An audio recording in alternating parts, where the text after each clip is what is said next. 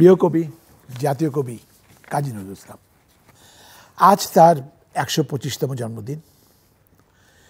কবি নজরুল আমাদের জাতীয় কবি, একটি বহুমাত্রিক চরিত্র।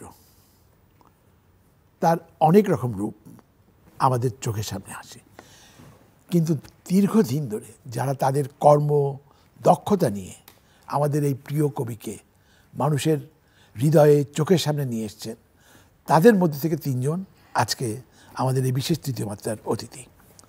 প্রথমে যিনি রয়েছেন তিনি পেশায় একজন চিকিৎসক, কিন্তু ব্যক্তি জীবনে সাংস্কৃতিক অনুরাগী, বিশেষ করে আমাদের প্রিয় কবির গানের অনুরাগী। পেশার বাইরেও তার এক বিরাট পরিচিতি রয়েছে নজরুলের সঙ্গীত শিল্পী হিসেবে, এবং সেই পরিচিতিটি শুধু রাজধানী কেন্দ্রিক কিংবা বেতার বা টেলিভিশন কেন্দ্রিক নয়। তিনি থাকেন দিনাজপুরে এবং উত্তরবঙ্গের বিভিন্ন জায়গায় একজন নজরুল সঙ্গীত শিল্পী হিসেবে তার খ্যাতি রয়েছে। তিনি ডাক্তার শহীদুল ইসলাম। এরপর যিনি রয়েছেন তিনি প্রখ্যাত নজরুল সঙ্গীত শিল্পী, আজীবন যিনি নিজেকে নিবেদন করেছেন নজরুল সঙ্গীতে, নজরুল সঙ্গীত চর্চায়, তিনি ফেরদৌস আরা। তারপর যিনি রয়েছেন মোহাম্মদ নুরুল হুদা, বাংলা একাডেমির মহাপরিচালক, দীর্ঘদিন নজরুল ইনস্টিটিউটের নির্বাহী পরিচালক ছিলেন।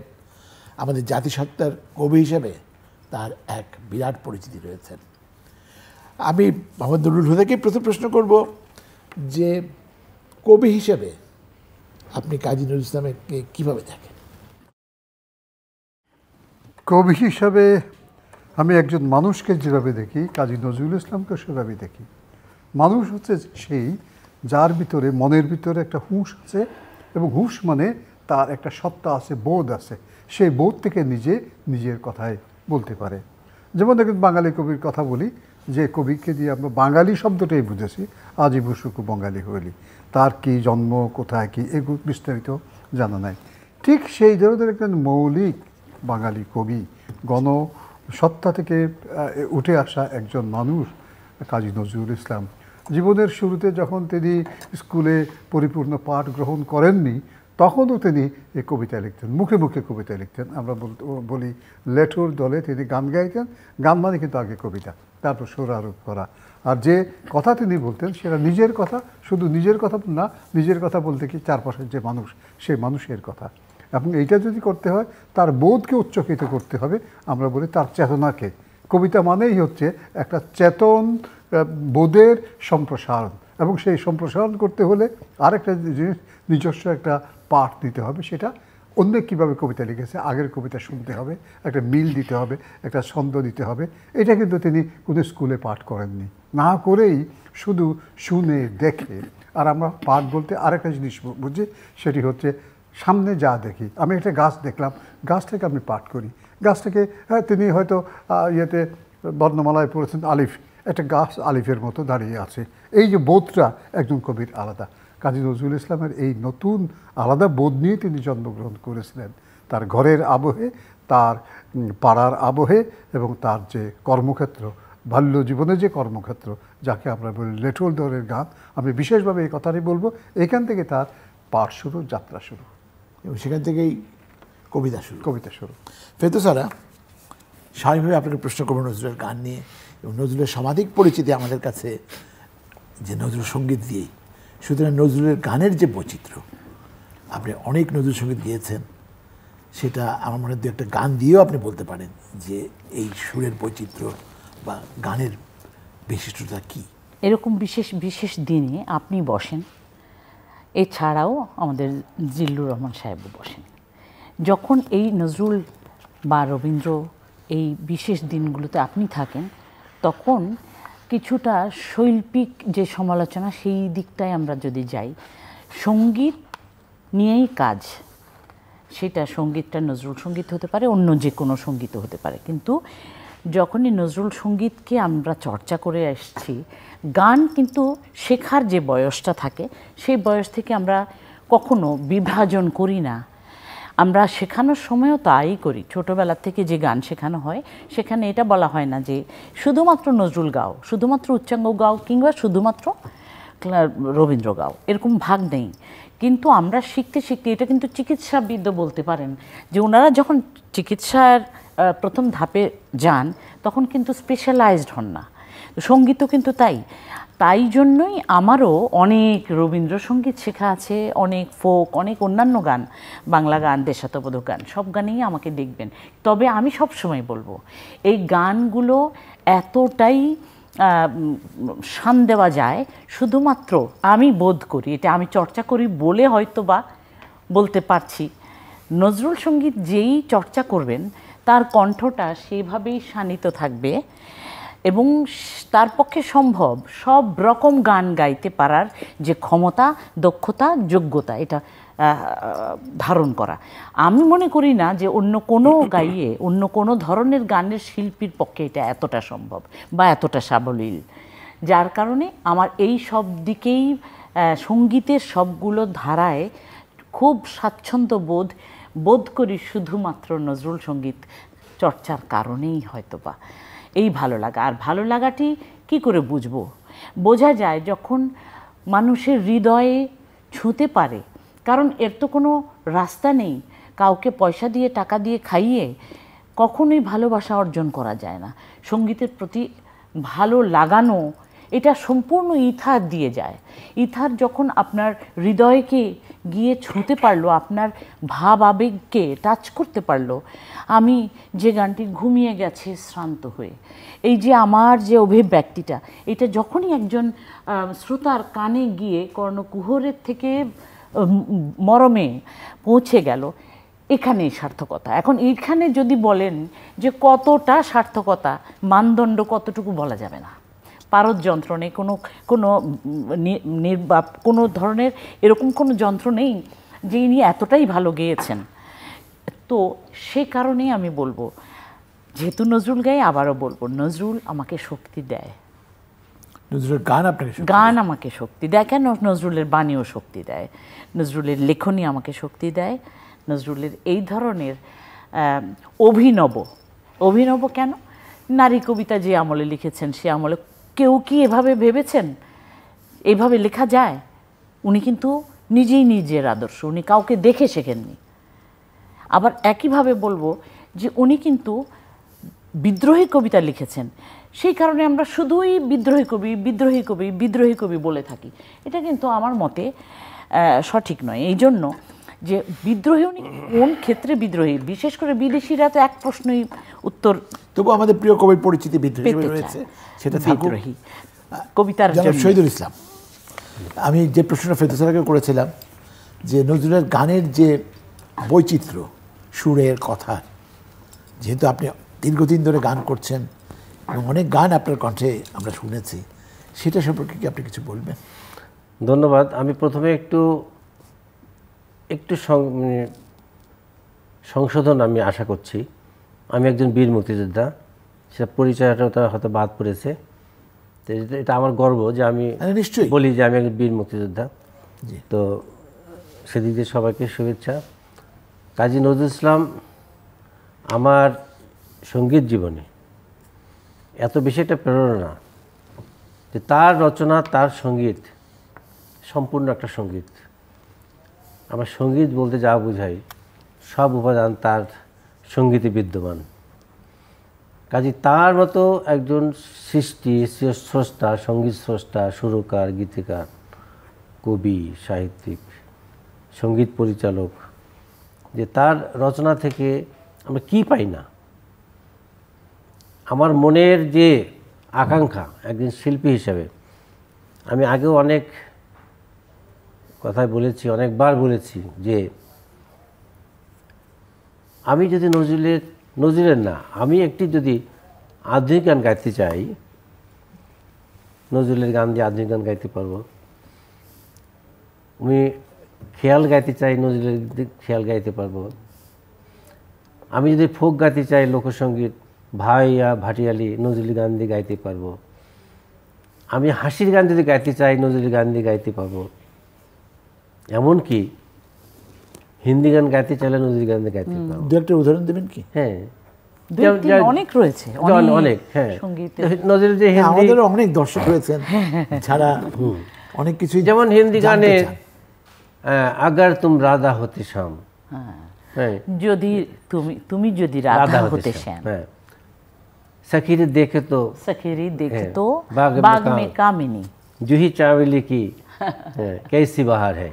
হাসির গান হাসির গান অনেক রয়েছে। হাসির গান কয়েক প্রকার আছে। একেবারে হাসি যেখানে কিছু মেসেজও আছে। তোমরা সাইয়া সাইয়া হ্যাঁ, যেমন মনে করেন এই যে একটা বলি যে হে ভেবা কান্ত, খান্ত দাও হে গান খান্ত, তবু গান শুনে টানছেন লুঙ্গি খুলে ভেঙে যায়, বর্ষিরে বেঁকে যায় রাগে বর্ষির প্রায়, ধরিয়া সুরের কাঁচা করিছ গামছা কাঁচা। এটা কবিতা না গান? নজরুলের গান, গান হাসির গান এবং হাসির গান। হ্যাঁ। এর সাথে আরেকটা জুড়ে দিতে চাই যে মুলতানি গাই, আমি মুলতানি গাই, শ্রোতারা বাসুর সম। শুনলেই কিন্তু মনে হবে মুলতানি রাগ গাচ্ছে, কিন্তু পরের লাইনটি হচ্ছে শ্রোতারা বাছুর সম, ঘন ঘন তোলে হাই, মুখপানে চেয়ে মম, ঘন ঘন তোলে হাই, তোলে হাই, আমি মুলতানি গাই। এই মুলতানি গাই মানে শ্রোতারা তো কিছু বুঝছে না, তারা শুনছে তো। সেই আরো এই গানের মজা আছে কি যে ধরিয়া সুরের টান, সেই শ্বশুরের দাড়ি ভাসুরের দাড়ি সব টান মানে গাড়ির সব মানে রাগের যে একটা উচ্চাঙ্গ সঙ্গীতের টান বাট এমন ভাবে করছে, সবাই শুধু হা করে দেখছে আমি মুলতানি গাই।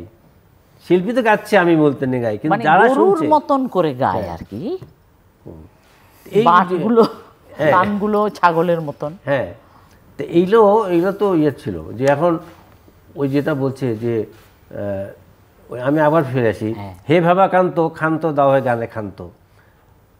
এখন বলছে যে তোমার পাড়ায় কেন লইলাম বাড়ি ভাড়া, ছাড়ে গামা সাধা শুনে প্রাণ হলো খাঁচা ছাড়া। অর্থাৎ একজন সঙ্গীত শিল্পী সে চর্চা করছে, তার এত কর্কশ গলায় পাশের বাড়ির লোক সে মন্তব্য করছে যে তোমার এই গলা শুনে প্রাণ হলো খাঁচা ছাড়া, তুমি ক্ষান্ত দাও গানে ক্ষান্ত দাও, হে ভাবা কান্ত তুমি ক্ষান্ত দাও। এটা কিন্তু একটা মেসেজও বলতে, এটা শুধু মেসেজ না, এটা ব্যঙ্গাত্মক পারিপার্শ্বিক সামাজিক পরিস্থিতি কি দাঁড়ায় একজন বেসুরো কণ্ঠে যখন ক্লাসিক্যাল গাইতে থাকেন, তখন পারিপার্শ্বিক অবস্থাটা কি রকম, কত করুণ হতে পারে। এটা ব্যঙ্গাত্মক হাসির গান। পাশাপাশি দেখেন যে এই যে রাগ, নজরুলের ভাঙা গান, ভাঙা খেয়াল, আমরা আজকে অনেকে শ্রদ্ধাপদে স্মরণ করি, অনেকেই বাংলা খেয়াল তৈরি করছেন, তাদের প্রতি নিকুণ্ঠ আমার শ্রদ্ধা থাকবে। কিন্তু নজরুলের যদি মেঘমধুর বর্ষায় যদি আমি জয়জয়ন্তী গাই, ফিরে নাহি এলে প্রিয় ফিরে এলো বর্ষা, এই নটমালা যদি গাই, আমি দুই লাইনে একটা খেয়াল বন্দেজ তো তাই হয় না, হ্যাঁ, তা আমি দুই লাইনে একটা বন্দেজ গাচ্ছি, হ্যাঁ, তো ঘন দেয়া গড়ে যায়। একবার অনুষ্ঠানে সেখানে বন্দেজটা গাওয়া হলো এর আগে বিহাগেরই। তো এখন আমি বললাম যে ঠিক আছে, ওই বন্দেজ যখন হিন্দিতে হলো, তা বাকি অংশটা আমি করি, ঘন দেয়া গড়ে যায়, দিয়ে আমি বাকি অংশটা শেষ করলাম। এবং শ্রোতারা যা প্লিজ হলো, যেটা নতুনত্বটা, এইটি কে লিখেছে? কাজী নজরুল ইসলাম লিখেছে। এই যে নজরুল ইসলাম দিয়ে আমি হাসির গান গাইলাম, আমি অনেক কিছু শেষে খেয়ালও গাইলাম, এটা কাকে নজরুলকে দিয়ে তো সম্ভব হয়েছে, তাই তো নজরুল রচনা থেকে সম্ভব হয়েছে। সেই নজরুলকে নিয়ে আমরা কি করছি? শুধু সম্ভব না, তার সামনে কোনো আদর্শই ছিল না, তিনি নতুন করে সৃষ্টি করছেন এগুলো হারিয়ে যাওয়া জিনিসকেও অবলুপ্ত প্রায় রাগকে তুলে নিয়ে এসছেন আধুনিক বাংলা গানে। কিন্তু জন্মরুল হুদা, আমরা প্রায়ই একটা শব্দ শুনি, স্বশিক্ষিত কবি নজরুল। হ্যাঁ, এই ব্যাপারটা স্বশিক্ষিত কবি নজরুল, আমি যা বলছিলাম তাতেও তো এই কথাই বলা আছে। স্বশিক্ষিত বলার সত্ত্বেও আজকে গান নিয়ে যে আলোচনা হচ্ছে তাতেও এই কথাটা বলা হচ্ছে নজরুল একেবারেই শুরু থেকে শুরু করেছেন, তার আগে কিছু ছিল না। কথাটা কিন্তু সত্য নয়। সত্য নয় এই কারণে, যদি একটা জমিতে চাষাবাদ করার সময় কোনো সার না দিয়েও আপনি কিছু একটা বীজ দেন, তার বীজটা যদি ফুটে ওঠে, তাহলে বুঝতে হবে ওই মাটিতে আগে থেকে এক ধরনের সারের প্রস্তুতি ছিল।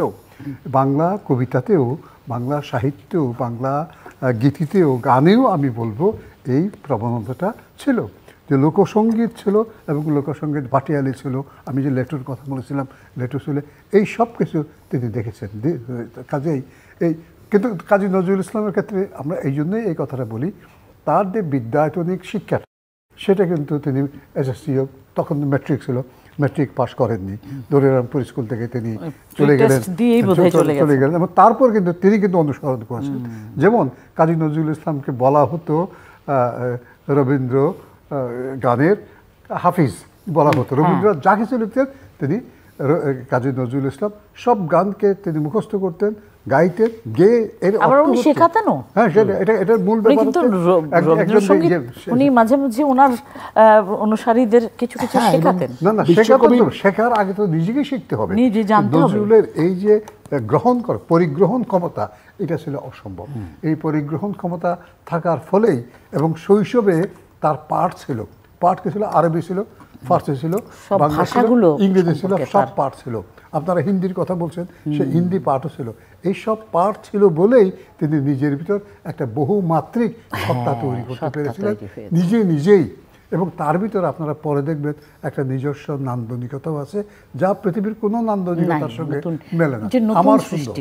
আমার সুন্দর বলে একটা ছোট প্রবন্ধ আছে এবং সেই ছোট প্রবন্ধে তিনি বলেছিলেন, আমার সুন্দর প্রথম এলো গল্প হয়ে, হয়ে নয়, কিন্তু তার রচিত এবং প্রকাশিত যে প্রথম লেখাগুলো, তার ভিতর বাউন্ডারির আত্মকাহিনী, কিন্তু ব্যথার দান, এগুলো কিন্তু খুবই বিখ্যাত। শুধু বিখ্যাত না, এগুলো তার গান চর্চার ক্ষেত্রে বিশেষ অবদান রেখেছে। আপনি তো জানেন তার স্বরশ্রুতি নামে একটি রচনা ছিল।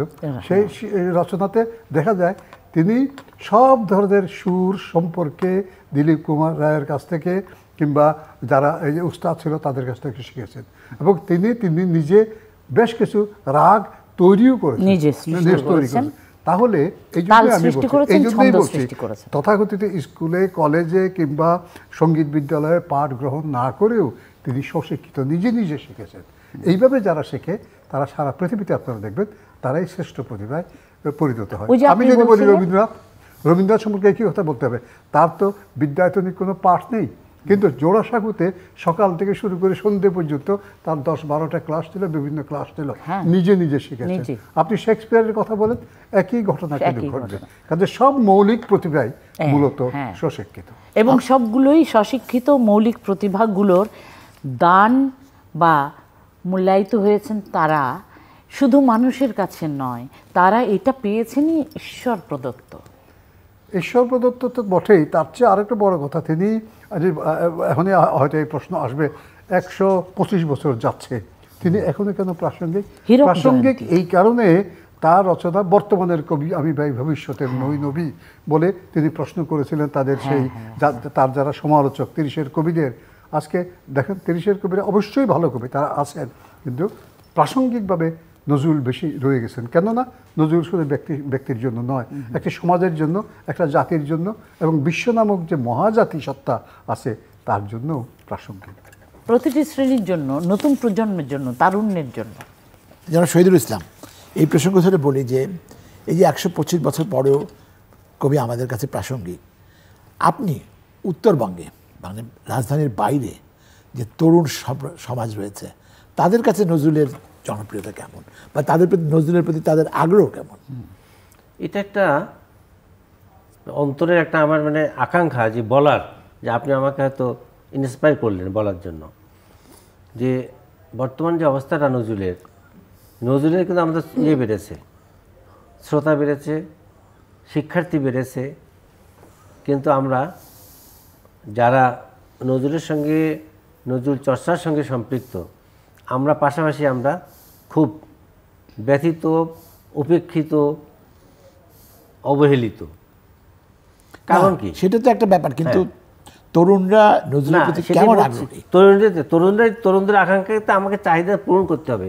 তো সেখানে তো আমার যে ওরা যদি অবহেলিত দেখে তাহলে তরুণরা তো আগাবে না, সেটা বলতে চাচ্ছেন? হ্যাঁ, সেটাই না। এখন তরুণদের যে আকাঙ্ক্ষা, তাদের যে স্পৃহা, যে আমাকে এই যে 2 দিন আগেই কিছু নজরুল সঙ্গীতের শিক্ষার্থীকে নিয়ে আমি বসছিলাম, যে তখন বললো যে আমাদের কিছু নতুন, আপনি ঢাকা যাচ্ছেন, এই যাত্রী যাচ্ছেন, আমাদের কিছু নতুন গান নিয়ে আসবেন। তাদের আগ্রহটা এখানে কী ধরনের, নতুন নতুন গান বলতে তার কী বেরোচ্ছে? গান তো আছেই, গান ইউটিউবে আছে, গান গ্রামোফোন রেকর্ডে। আমি আপনাকে প্রশ্ন করি যে গান তো আছেই, শুধু জানতে চাই নজরুলের গানের সংখ্যা কত আর কতগুলো গান গাওয়া হয়? ফেরদৌসারা কতগুলো গান, আপনি কত গান, নতুনরা নতুন গান যে চাইছে কোন নতুন গান আপনি তাকে দিচ্ছেন? হ্যাঁ, সেটাই তো আমাদের দায়িত্ব। আমাদের দায়িত্ব, আমি যখন কোনো মিডিয়াতে গান করব, আমি চিন্তা করবো যে আমার জনপ্রিয়তা কোথায়, কোন গানটি গাইলে আমি বাহবা পাইব, কোনটা গাইলে আমি ধিকৃত হব। কিন্তু আমি এসব বিচার করে দেখা গেলো যে আমি এই মুসলিমে কয়েকটি গান বারবার গেয়ে আসছি। কিন্তু এটা কি আমার দায়িত্ব নয় যে সে ছড়িয়ে দেওয়া, এই নজরুলের যে বিশাল ভান্ডার থেকে গান নিয়ে আমাদের সবার মধ্যে ছড়িয়ে দেওয়া? এটা তো আমার দায়িত্ব। এই আমি এই দায়িত্বের সূত্র ধরে একটু আগে ফেরদৌস স্যার আলোচনা করছিলেন যে নজরুল ইনস্টিটিউট থেকে বা বিভিন্নভাবে লং প্লে বেরিয়েছে। লং প্লে বা গান ধরে রাখার জন্য বেরিয়েছে 2 বা 3টে লং প্লে, এটা দীর্ঘ সময় ধরে। তারপর আর গানের কিছু বেরোয়নি, কিন্তু নজরুল সম্পর্কে বই প্রচুর বেরিয়েছে নজরুল ইনস্টিটিউট থেকে। নজরুল সম্পর্কে প্রচুর বই বেরিয়েছে, এটা হতে পারে 2 কারণে।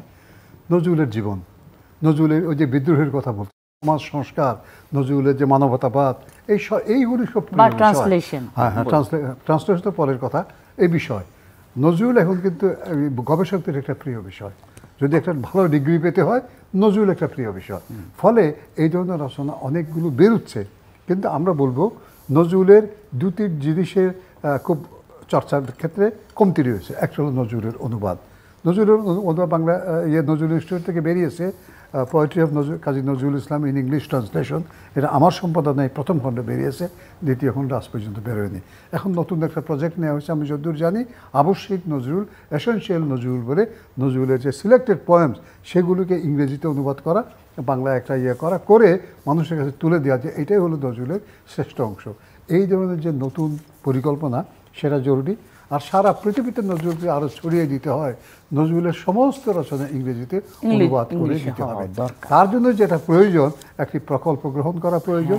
এবং অনুবাদের ক্ষেত্রে বাঙালি অনুবাদকের পাশাপাশি যে ভাষায় অনুবাদ করা হবে সেই ভাষা থেকে একজন অনুবাদক, আমরা বলি কোলাবোরেটিভ অনুবাদক, এটা তৈরি করতে হবে। সেই পথে আমাদের এগোতে হবে। তাহলে নজরুল বিশ্বব্যাপী একটা বড় ধরনের প্রভাব বিস্তার করবে বলে আমি মনে করি। আপনি যেটা বলেছেন এটা অত্যন্ত জরুরি, এবং এই প্রশ্নটা হয়তো উনি করে ফেলবেন, জানতে হয়তো চাইবেন যে এগুলো খালি জরুরি জরুরি বলে আজকে অনেক বছর পার, এখন 125তম হীরক জয়ন্তী আসলো, আর উনি এদেশে আসার পর 52 বছর পার হলো। তাহলে এতগুলো বছর সময় আর জরুরি, এটা কতটা সাহায্য পাওয়া, কার্যক্রমগুলো হাতে নেওয়ার জন্য যেই শক্তি, সেটা হলো অর্থনৈতিক শক্তি হয়তোবা। সেইটা নজরুল ইনস্টিটিউট কতটুকু পারছে বা পাচ্ছে বা করছে, এটা হলো একটা পার্ট। তার অর্থনৈতিক শক্তি দরকার হবে। আমি প্রকল্পের কথা বলছি, এর অর্থ কাজী নজরুল ইসলাম আমাদের শিল্প সাহিত্যের আমাদের শিল্প সাহিত্যে যারা স্টলওয়ার্ড আছে, যারা জরুরি প্রতিভা আছে, কাজী নজরুল ইসলাম তার 5 জনের ভিতরে একজন, তার 3 জনের ভিতরে একজন, আমি যদি বলি এমনকি 2 জনের ভিতরে একজন। কাজেই তার সরকারি পৃষ্ঠপোষকতা পাওয়া দরকার, পেয়েছে। তার নামে বিশ্ববিদ্যালয় আছে, সে বিশ্ববিদ্যালয়ে নজরুল সম্পর্কে কি গবেষণা হচ্ছে সেটাও আমাদের জানা দরকার। জানতে হবে, সেইটাও একটা প্রশ্ন হচ্ছে, সেটাও আমাদের জানা দরকার। নজরুল মার্কিং কত দেওয়া হয় সেটাও আরেক প্রশ্ন হচ্ছে, সেটাও জানা দরকার। পাশাপাশি আমি বলবো সাহিত্যে অবহেলিত লেখক লেখে যারা আছে তাদেরকে ওইভাবে অবহেলা করা উচিত নয়। এই যে আমি বলবো ক্ষুদ্র শক্তির লেখকরা ছিলেন বলেই বৃহৎ শক্তির লেখকদের আবির্ভাব হয়েছে। কাজেই এটা একটা তুলনামূলক আলোচনাও দরকার। তবে নজরুল সম্পর্কে আজকে আলোচনা, সেই জন্য আমি বলবো নজরুল সম্পর্কে অনেক বেশি পৃষ্ঠপোষকতা জনগণের কাছ থেকেও আসতে হবে, আবার সরকারের কাছ থেকেও আসতে হবে। আরেকটা বিষয় আমি গানের সম্পর্কে যেটা বলতে চাই সেটা হচ্ছে, আমি যে কথা বলি সেটা হচ্ছে নজরুলের 200 থেকে 250-এর বেশি গান গাওয়া হয় না। আমি জানি না আপনি কতগুলো গান, তাই না? আমি গাই, হ্যাঁ, আপনি আমি গান, অনেক গাই এবং আমি গালমন্দ কিছু খাই।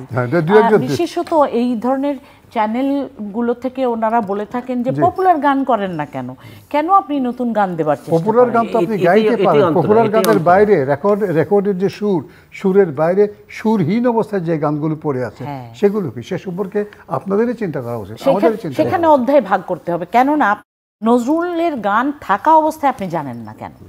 এটা তো প্রথম প্রশ্ন। এইটা হলো নজরুল প্রশিক্ষণ যারা দিচ্ছে তারা এবং নজরুল ইনস্টিটিউটে শুদ্ধ সুরে এবং শুদ্ধ বাণীতে যে প্রশিক্ষণ দেওয়া হচ্ছে তাদের উপর এই কাজটি বর্তায় এবং আমার মনে হয় এই সচেতনতা আমাদের দরকার।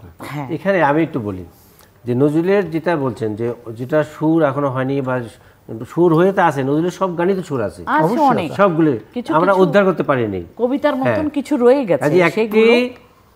উদ্ধার করতে না পারার কোনো কারণ নাই। যে গানটা লিখিত হয়েছে সেই গানের ছন্দ ঘরানা যদি ইয়ে করা হয় তাহলে এর কাছাকাছি কোনো ঘরানা অবশ্যই পাওয়া যাবে। নজরুলের একটা সামগ্রিক বৈশিষ্ট্য আছে, সেই বৈশিষ্ট্য আপনারা বের করতে পারবেন। আরেকটা প্রশ্ন ওনার ছিল, সেটা হচ্ছে যে লং প্লে বের হলো এতগুলো বছর পার হওয়ার পরেও আর কেন কাজ হলো না? লং প্লে তো দিন চলে গেছে, সেই সময়ের কথা। গানগুলো সংরক্ষণের জন্য ভিসিডি এসেছে, এরপর তো আপনাকে অরিজিনাল সেই গানগুলো পেতে হবে। লং প্লেতে যে গানগুলো আছে তার বাইরে কি আপনার গান আছে? আমার যদ্দূর মনে আছে প্রায় 1500-1600 গান আমি নজরুল ইনস্টিটিউটের নির্বাহী পরিচালক থাকার সময় কলকাতা থেকে নিয়ে এসে এবং এইসব কর্মকাণ্ড আমাদের দেশে বেশি হয়েছে। কোথায় পাবেন আপনি? রেকর্ডে যদি না পান, যাদের কণ্ঠে ছিল সেই সৌরভ যদি না থাকে, সেই আদি কবি লেখক যদি না থাকে, গায়ক না থাকে, আপনি কোথায় পাবেন?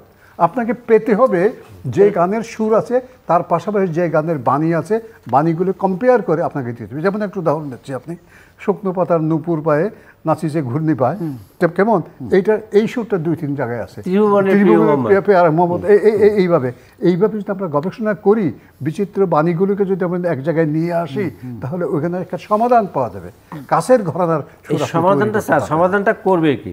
একটা বোর্ড গঠন করা উচিত, একটা ন্যাশনাল একটা বোর্ড গঠন করা। ন্যাশনাল বোর্ড তো গঠন করা আছে নজরুল ইনস্টিটিউটে, যে বোর্ডটা আছে সেটাই কিন্তু প্রমিত। আমার কাছে পুরো জেলা যে সুরগুলো বিকৃত হয়ে প্রচলিত হয়ে আসছে তাদেরকে সেগুলোতে ডিলিট করতে হবে, সেটা ডিলিট করতে হবে। এবং আমাদের ডিজিটাল বাংলাদেশে কিন্তু আমি একটা উদাহরণ দেই, সুবিধা রয়েছে।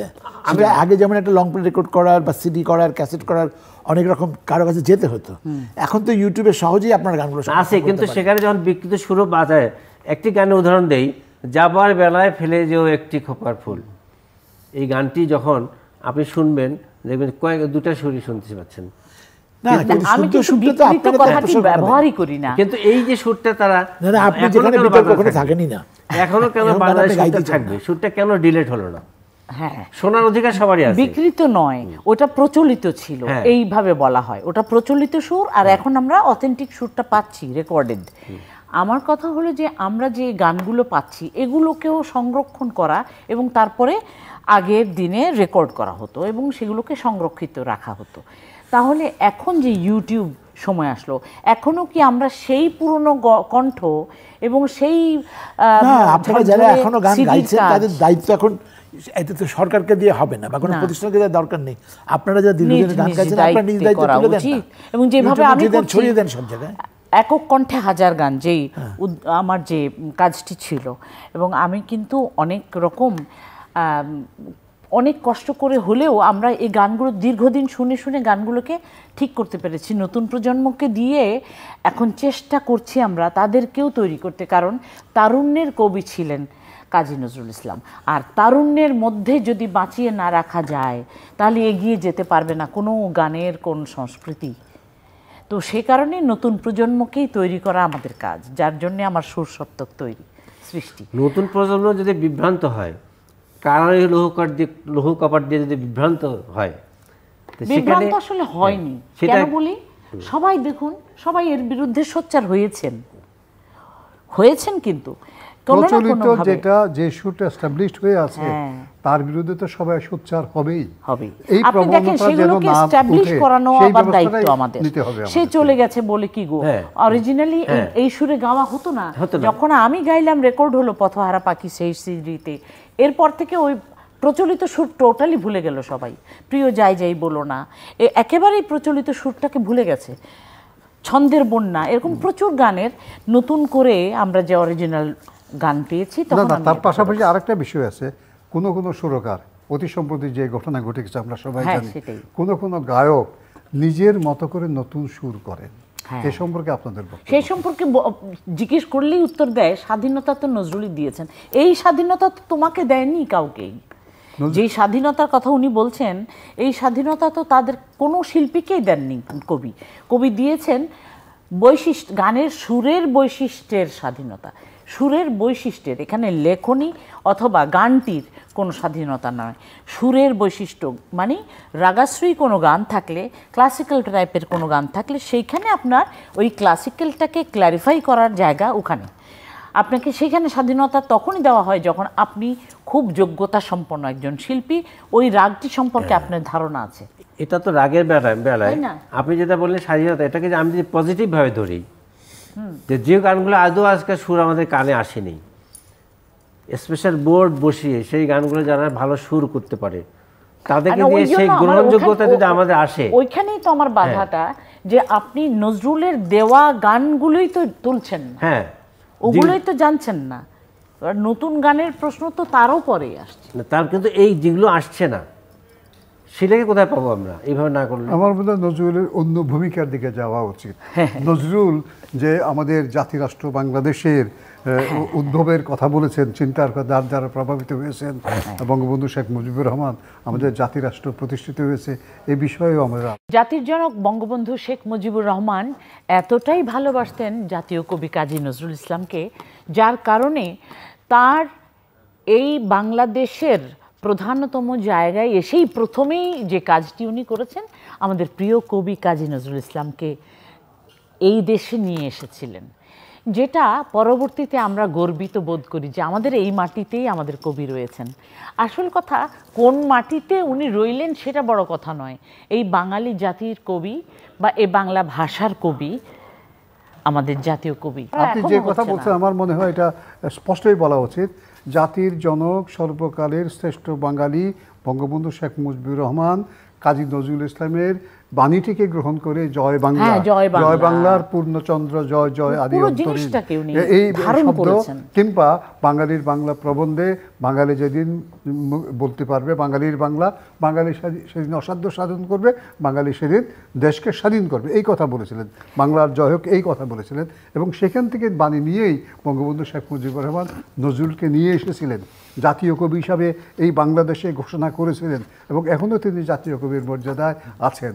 সেই কাজী নজরুল ইসলাম মাঙ্গলিকতার কবি, ব্যক্তিমঙ্গলের কবি, জাতিমঙ্গলের কবি, সর্বজাতিমঙ্গলের কবি, অতি সম্প্রতি এই বিষয়টা, এবং সবচেয়ে বড় কথা হচ্ছে অসাম্প্রদায়িকতার বিরুদ্ধে সেই বিষয়টি আমাদেরকে আজকে তুলে ধরা উচিত। আর একটা কথায় আমি খালি বলে যাচ্ছি আজকে তৃতীয় মাত্রায়, আমি মনে করি, শুধু আমি না, আপনারা সকলেও মনে করবেন, কাজী নজরুল ইসলাম সর্বকালের শুধু নয়, একটি বছরের 365 দিনের যতগুলো মুহূর্ত, তার প্রত্যেকটি মুহূর্তের জন্য, প্রত্যেকটি শ্রেণীভেদ মানুষের জন্য, প্রত্যেকটি বয়স উপযুক্ত মানুষের জন্যে যা কিছু লিখে গেছেন, এবং অসাম্প্রদায়িক হয়েও তিনি যতজন মানুষ, যত ধর্মীয় মানুষের জন্য লিখে গেছেন, সব সম্প্রদায়ের জন্য লিখে গেছেন, এটা আর কোনো কবি লিখেননি, কোনো কবি না। কনফিডেন্টলি বলছে, সকল জাতির কোটি উপাসনালয় গাহে তোমারই জয়, তাই তো? আকাশ বাতাস রবি গ্রহ তারা তোমারই জয়। আপনি কোনো অনুষ্ঠানে যান না, যে কোনো ধর্মীয়, তার জন্যই উপযুক্ত গান। না, বিষয়টা এভাবে বলা যেতে পারে, না বলে আমার মনে, আমাদের আপনি বললেন কাজী নজরুল ইসলাম বাংলা ভাষার শ্রেষ্ঠ কবি যারা আছে, তাদের সংকটের সঙ্গে, তাদের প্রতিভার সঙ্গে, তাদের মননশীলতার সঙ্গে, তাদের নান্দনিকতার সঙ্গে যুক্ত। আমরা যে সোনার বাংলা বলি, সেই সোনার বাংলা শব্দটি বোধটাই রবীন্দ্রনাথের কাছ থেকে আসা, এবং নজরুল রবীন্দ্রনাথের ভিতর কোথাও পার্থক্য নেই, একটা ব্রিজ আছে, একটা সেতু বন্ধ আছে। নজরুলের যে বঙ্গবন্ধুর যে সোনার বাংলা, সেই সোনার বাংলা এই স্বপ্নটা রবীন্দ্রনাথের কাছ থেকে এসেছে। কাজেই আমরা তাকে কোনো মতেই ইয়ে করতে আমরা পারবো কিন্তু না, এই আলোচনাতেও কখনো যাব না, আমি তো যাই না। আমরা শুধু আমাদের শুধু বলতে হবে যে একমাত্র নজরুল যেটা করছে স্বাধীনতার কথা, বলবীর বল উন্নত মমশির শির নেহারে আমার নত শির ওই শিকর হিমাদ্রির, যার অন্যরূপ হচ্ছে এবারের সংগ্রাম আমাদের মুক্তির সংগ্রাম, এবারের সংগ্রাম স্বাধীনতার সংগ্রাম। এই বিষয়ে আমরা বলবো কাজী নজরুল ইসলাম একই সঙ্গে নান্দনিক সৈনিক, একই সঙ্গে বিদ্রোহের যে কথা বলেছিলেন সেই বিদ্রোহের সৈনিক। আমি কি প্রশ্নটা আপনি এইভাবে করতে পারি যে আমাদের জাতির জনক বঙ্গবন্ধু শেখ মুজিবুর রহমানের সঙ্গে আমরা অনেক কিছুতে দেখি রবীন্দ্রনাথ বা নজরুলকে দিয়ে রবীন্দ্রনাথ, কাজী নজরুল এবং বঙ্গবন্ধু শেখ মুজিবুর রহমান বাংলার স্বাধীনতা থেকে আরম্ভ করে, মুক্তি থেকে আরম্ভ করে, জাতিরাষ্ট্র থেকে আরম্ভ করে বহুজাতিক রাষ্ট্রের কথা যদি আমরা বলি, তাহলে এই তিনজন একেবারে অবিচ্ছেদ্য একটা সূত্র।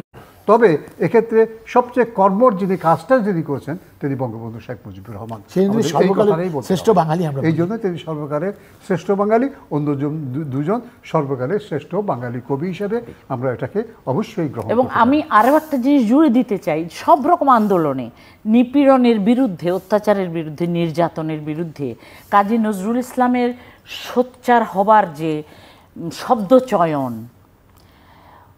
ডিরেক্ট আন্দোলন আমাদের অনেক কিছুতেই, আমাদের সুখ দুঃখ সবকিছুতেই নজরুল তার সৃষ্টি নিয়ে আমাদের সঙ্গে গানের মধ্যে কিভাবে চলে এসেছে, গান কবিতা। আমি আরেকটা কথা বলি, নান্দনিকতা, আমরা এস্থেটিক্স যেটা বলি, কাজী নজরুল ইসলাম সারা পৃথিবীতে এস্থেটিক্সের একটা নতুন ব্যাখ্যা দিয়েছেন। সেটা আমরা সাধারণত মনে করি যা সুন্দর তাই বোধহয় এস্থেটিক আর নান্দনিক না। শক্তি সংহার বলে একটা কথা আছে, শক্তি দিয়ে যখন আমি নিজেকে রক্ষা করি সেটাও কিন্তু সুন্দর, সেই সৌন্দর্যেরও একটা ব্যাপার আছে। 16 প্রকার সৌন্দর্যের কথা তিনি বলেছিলেন। কাজেই এই কাজী নজরুল ইসলাম, আমরা যে আগে বলেছি মৌলিক কবি এবং সর্বমানবিক কবি, এই কথাটি সত্য। স্যার একটা জিনিস আমি বলি, এই যে আগুনের পরশমণি ছোঁয়া প্রাণে, রবীন্দ্রনাথের বিখ্যাত গানটি, কোনো এক অনুষ্ঠানে সবাই জানে যে প্রথমে অনুষ্ঠানের শুরুতে এই গানটি প্রদীপ জ্বালিয়ে সবাই গাইছে। আমি বললাম যে এইবার আমি গাবো নজরুলের গান, একই প্রেক্ষাপটে কি গাইলাম, প্রথম প্রদীপ জ্বালো মম ভবনে। যখন আমি গানটি গাইলাম তখন বলল যে এটা তো বিশাল ব্যাপার, এটা কেউ গায়নি, তো গায়নি, আজকে আমি গাইলাম, সবাই বলে জানলো যে একই থিম তো ঠিকই, একই না। এটা তো কোনো একটা ডিরেক্ট, তাই না? এটা তো পরম্পরা, আগে রবীন্দ্রনাথ, তারপর কাজী নজরুল ইসলাম, এই পরম্পরা তো আছে। এই পরম্পরার শীর্ষবিন্দুর নাম হচ্ছে বঙ্গবন্ধু শেখ মুজিবুর রহমান। বলছে রক্ত নিশি ভরে একই এ শুনি ওরে, মুক্তি কোলাহল বন্দি শৃঙ্খলে, কাহারা কারাবাসে মুক্তি হাসি হাসে, টুটেছে ভয় বাধা স্বাধীন হইয়া তলে। আপনি যেটা বলতে পারেন, এই যে বাণীভঙ্গিটা বাংলা কবিতা, এটা সম্পূর্ণ আলাদা। এই কথাটাই বলবেন, প্রত্যেক বড় শিল্পী, বড় কবি এইভাবে আলাদা নিজস্ব ঘরানা, তার নিজের ঘরানায় তৈরি করে। যেমন আমি একটা কবিতা লাইন মনে পড়ছে, নীলসি আসমান, লাল লাল দুনিয়া, আম্মা লাল তেরি খুন, আমাদের একটা বাংলা কবিতা। কিন্তু এই আমি 4টা লাইন বললাম, একটি শব্দ বোধহয় বাংলা নয়, অথচ বাংলা বুঝতে আপনি পারবেন না। দাড়িমুখে সারি গান, লাশরিক আল্লাহ, বাংলা ভাষা, বাংলা ভাষার ক্ষেত্রে যে বিদ্রোহটা করা হয়েছে, কাজী নজরুল ইসলামের মতো বিদ্রোহ খুব কম কম। আচ্ছা, এইবারে আমি নতুন আরেকটা পয়েন্টস ধরিয়ে দিই। এই যে দুটো লাইন আপনি বলেছেন, উনিও বলেছেন, কাজী নজরুল ইসলাম ক্লাসিক্যাল যে উচ্চাঙ্গ সঙ্গীত, যিনি স্বশিক্ষিত বললেন একটু আগে, তার মতন একজন এই পরিমাণের উচ্চতা তার, যে ক্লাসিক্যাল আমরা কিভাবে বুঝি রাগগুলোকে, রাগের লক্ষণ গীত গাই। কাজী নজরুল ইসলাম লক্ষণ গীত রচনা করেছেন, কিন্তু গানের মধ্যে কোথায় লক্ষণ গীত আপনি গানের পরে বুঝতে পারবেন, আরে পুরোটাই তো গেয়ে দিল। মানে আমি এই রে বর্জিত বা ওই আপনার ধা বর্জিত রাগের এক একটা সিস্টেম থাকে, এইটা আমি এই রাগটাতে এই পা ধরবো না, পা গাইবো না বা ধা গাইবো না, এগুলো তো হচ্ছে লক্ষণ গীত। আপনি যদি গানের উদাহরণ দেন তাহলে আমার মনে হয় আমাদের জন্য সুবিধা হবে। আপনি যেভাবে বলছেন পুরো জিনিসটাই উনি ক্লাসরুমের ব্যাপার হয়ে যাচ্ছে। ঠিক আছে, উনি 18টি রাগ সৃষ্টি করেছেন। 18টি রাগ সৃষ্টি করেছেন, কিন্তু এই যে 18টি রাগের যে বৈশিষ্ট্যগুলো, এগুলো তো আমাদের দায়িত্ব আছে এগুলোকে যারা শিক্ষার্থী শিক্ষক তাদের মধ্যে ছড়িয়ে দেওয়া। এটাই তো নজরুল ইনস্টিটিউটের পক্ষ থেকে আমি এই দায়িত্বটা কে প্রথম নিচ্ছে? ছাত্রী, এবং আমরা প্রথম ছাত্রী হয়ে আমরা হয়ে গেছি এখন সিনিয়র মোস্ট শিক্ষক। এরা আলাদাভাবে এই বিষয়টা আপনারা যারা এই বিষয়ে বিশেষজ্ঞ তাদেরই বলা উচিত, তাদের জন্যই বলা উচিত। হচ্ছে ওখানে অনেক, তবে ওই যে লং প্লের কথা বলেছিলাম, এটা এখন হয়তো ইউটিউবের ব্যাপার, রেকর্ড এখন সহজ হয়ে গেছে, সুতরাং এখন এখন তো লং প্লে প্রয়োজন না, এখন না, তো কিন্তু অনলাইনে রেকর্ড হওয়া সব উচিত। ইউটিউবে দিলেই পুরনো সেই গলায়, ঝরঝরে গলায় সেই গানগুলো তো ইউটিউবে মহেন্দ্রনাথ, আপনি ভালো একটা লাগবে। মানে কথা প্রসঙ্গে বলছিলেন যে জয় বাংলা শব্দটাই কবি নজরুল প্রথম হ্যাঁ, ব্যবহার করেছেন। এই শব্দটি প্রথম এসছে পূর্ণ অভিনন্দন কবিতা থেকে, 1925-26 সালে এটা লেখা। পূর্ণ অভিনন্দন তার একটা পূর্ণচন্দ্র মহাশয় বলে মাদারীপুরের একজন বিদ্রোহী ছিলেন। সেই বিদ্রোহী এবং কাজী নজরুল ইসলাম একসঙ্গে তারা জেলে ছিলেন। জেল থেকে তিনি আগে মুক্তি পেয়েছিলেন পূর্ণচন্দ্র মহাশয়, এবং তার জন্য কবিতা লিখেছিলেন, অভিনন্দন কবিতা লিখেছিলেন কাজী নজরুল ইসলাম। সেইখানেই তিনি 56 পৃষ্ঠার লাইনের এই পংক্তির 28 নম্বর পংক্তিতে তিনি বলেছেন, জয় বাংলার পূর্ণচন্দ্র জয় জয় আদি অন্তহীন, তোমার এই জয় হোক, এই কথা। কাজেই বাংলার জয় হোক এই কথাটা যে আমরা পরে বলেছিলেন সেটার সঙ্গে সূত্র আছে। এখন আমরা যে জয় বাংলা আমাদের জাতীয় স্লোগান, এটা কাজী নজরুল ইসলামের কাছ থেকে পাওয়া। জয় হোক, জয় হোক না, জয় হোকের চেয়ে জয় বাংলা সম্পূর্ণ আলাদা, দুটো সম্পূর্ণই আলাদা আলাদা। এবং এইটা আমাদের যে আজকে এখন তো রাষ্ট্রীয় স্লোগান জয় বাংলা, এটা কাজী নজরুল ইসলামের কাছ থেকে পাওয়া, যে কারণ তিনি জাতীয় কবি। জাতীয় কবির কাছ থেকে তো আমরা জাতীয় স্লোগানটা পাবো। তাহলে জাতীয় কবির এই জিনিসটা আমরা মুখে মুখে কেন, এটা কেন কাগজে কলমে এখনো নয়? না, কাগজে কলমে আছে, এটা কি কোনো গেজেটেড? কাগজে কলমে আছে, আমরা সবাই গ্রহণ করি। হ্যাঁ, বেরিয়েছে গেজেটে। আপনার মনের গেজেটে জাতি সবাই তাই বলে, মনের গেজেটে জাতীয় কবি চলবে না। পৃথিবীর একটা কথা আমি বলি, একটা মামলাও হয়ে গেছে, জাতীয় কবি কোথাও ডিক্লেয়ার করতে হয় না। একটা জাতি যখন একটা কবিকে, এত কবি বাংলাদেশে আছে, বাংলা সাহিত্যে আছে, আমরা তো জাতীয় কবি হিসেবে গ্রহণ করছে কাজী নজরুল ইসলাম। সরকারি গেজেট যেটা বলছেন, আমি বলবো এতদিনের অভিজ্ঞতায় সরকারি গেজেট খুব বেশি প্রয়োজন নাই। কিভাবে রাষ্ট্রপতি যখন লেখেন জাতীয় কবি, রাষ্ট্রপতি লেখেন জাতীয় কবি, মাননীয় প্রধানমন্ত্রী লেখেন জাতীয় কবি, মহামান্য রাষ্ট্রকবি লেখেন জাতীয় কবি, মন্ত্রী লেখেন জাতীয় কবি, আপনি লেখেন জাতীয় কবি, তাহলে জাতীয় কবিতে হতে তার আর বাধা কোথা? আর কাউকে তো আমরা সেখানে বাধা নেই। অনেক সময় লিখিত যদি না থাকে, পৃথিবীর কোথাও এইভাবে জাতীয় কবি লিখিত কোথাও আছে কিনা এটা প্রশ্ন সাপেক্ষ। পৃথিবীকে তো বাংলাদেশি দেখাচ্ছে এত, না বাংলাদেশ কিন্তু শুধুমাত্র প্রয়োজন নাই তো, এটা প্রয়োজন না। আমরা জাতীয় কবি সবাই বলছেন, যেটা বলছেন, যেটা শক্তির উৎস তো আমরা জনগণ, আমাদের কথা আমরা সবকিছু বলছি, সুতরাং এটা মানে আলাদা করে কি আছে সেটা আমাদের পরবর্তী পর্যায়ে জানার ব্যাপার। কিন্তু আমি যতদূর জানি এটা কিন্তু আইনে আমাদের আদালতে একটা প্রশ্ন উঠেছিল, এখনো এটা মীমাংসিত নয়।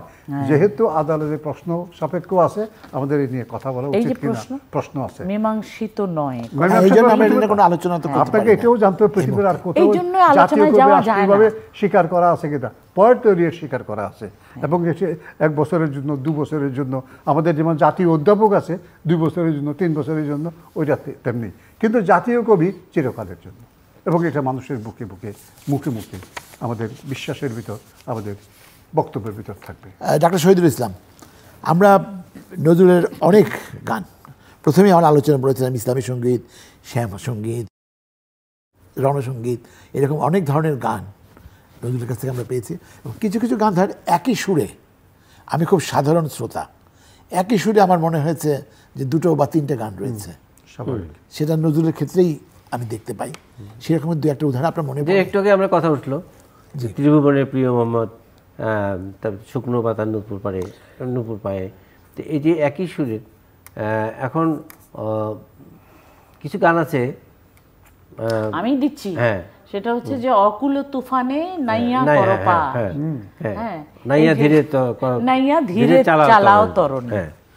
একই সুর, একই ধরনের সুর, কিছু কিছু তফাৎ আছে। লোকসুর, তাই তো? লোকসুর থাকলে একই লোকসুরে ভেরিয়েশন দিয়ে অন্য গানকে একই সুর দেওয়া যায় না। লোকসুর না, ঠিক মানে একই সুর, যেটা লোকসুর হুবহু একই সুর না হতে পারে, হুবহু সেটাই আরেক গানের মানে যদি এখানে আপনাকে আরেকটা নতুন একটা বাণী যদি হয়, একই ধরনের বাণী হলে একই সুর দেওয়া যাবে। হুদা ভাই, আমি এই ব্যাপারটা একটু বলি। সেটা হচ্ছে যে একই সুরে একই কবি তার দুটো লেখনীতে একই সুর দিতেই পারে, কিন্তু উনি যেটা করেছেন আরও অভিনব। সেটা হলো কাজী নজরুল ইসলাম গান লিখেছেন এলো ওই বনান্তে পাগল বসন্ত, সুর কিন্তু রবীন্দ্রনাথের। হ্যাঁ, হতেই পারে।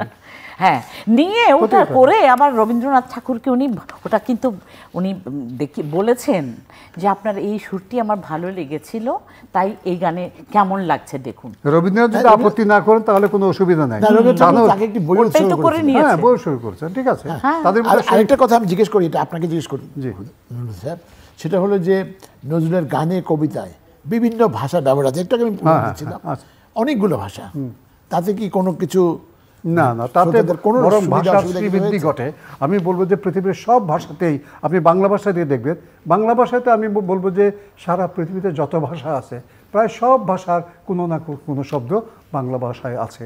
কারণ বাংলা এই ভাষাটি এমন একটি ভাষা, এমন একটি জায়গায় আছে যেখানে সারা পৃথিবীর সব মানুষ, সব নৃতাত্ত্বিক মানুষ তারা এখানে উপস্থিত হয়েছে, সব ধরনের ভাষা নিয়ে উপস্থিত হয়েছে। এর ফলে একটা ভাষা আরো বেশি আন্তর্জাতিক হয়ে ওঠে। আমি যে মুহূর্তে বলছি, আমি যে টেলিভিশন বলছি, এই টেলিভিশন কি বাংলা শব্দ? অতি সম্প্রতি এসে উপস্থিত হয়েছে। আমি ছিটমহল বলছি, ছিটমহলও বাংলা শব্দ নয়, তাই না?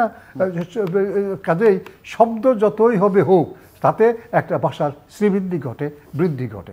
আরবি ফার্সি শব্দ বাংলা ভাষায় অজস্র রয়ে গেছে, থাকবে। এটা দেশি শব্দ আছে, দেশি শব্দগুলো সবগুলো দেশি শব্দ নয়, হয়তো কোনো একটা পালি শব্দ, কোনো একটা সংস্কৃতের ভাঙা শব্দ, ভাঙা সংস্কৃত এই আছে। কাজেই একটা ভাষা তত বেশি সমৃদ্ধ যত বেশি সে ভিন্ন ভাষা থেকে গ্রহণ করে নিজেকে বলবান করতে পারে। কতগুলো ভাষা জানতেন কাজী নজরুল ইসলাম? খুব বেশি ভাষা একেবারে ভালোভাবে যে ভাষাগুলো জানতেন সেটা হচ্ছে প্রথমত বাংলার কথা বলবোই, আরবি জানতেন, ফার্সি জানতেন, তারপর উর্দু জানতেন, হিন্দি জানতেন, ইংরেজি তো জানতেনই, সংস্কৃত ভাষা তো ওই সময় প্রায় প্রত্যেকে কিছু না কিছু জানতো। এর বাইরে গুজরাটি জানতেন কিনা, এই যে উপমহাদেশ, এই উপমহাদেশ যতগুলো আপনি দেখবেন, গোষ্ঠী দেখবেন, জাতি গোষ্ঠী দেখবেন, প্রত্যেকেরই আলাদা আলাদা ভাষা আছে। এই সব ভাষারই কিছু কিছু প্রতিযোগিতায় প্রাইজ পেয়েছিলাম, ওইখানে গিয়েও আমার মনে হয়েছিল একটা অভিনব জায়গায় এসেছি এবং ওরা আমাদের একটা ভাষাও বুঝবে না। তো দেখা গেল অনেক ভাষারই মিল আছে। আমরা যেখানে খালা মানে আন্টি যিনি খালা বলছি, ওরা বলছে খলা, মানে অনেক কিছুরই মিল আছে। উজবেকিস্তানের নেপালে গেলে তো আপনি প্রায় সবটাই মিল পাবেন, অনেক মিল।